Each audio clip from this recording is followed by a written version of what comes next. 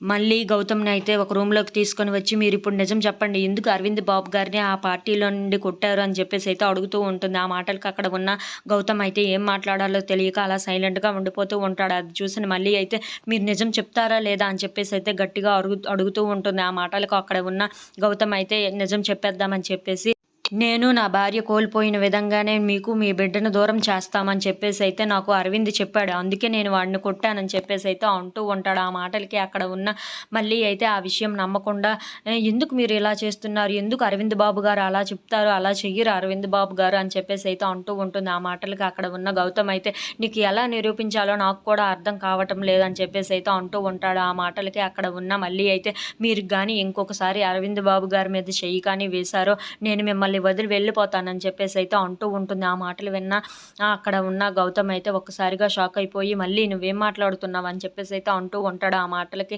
అక్కడ ఉన్న మల్లి అయితే, "అవును, మీరు గాని అరవింద్ బాబు గారితోని ఇంకోసారి గాని గొడవ గాని పడ్డారు, నేను మిమ్మల్ని వదిలి వెళ్ళిపోతాను. ఈ ఇంట్లో నిండా శాశ్వతంగా వెళ్ళిపోతానని" చెప్పేసైతే అంటూ ఉంటుంది. If you like this video please like, share and subscribe friends.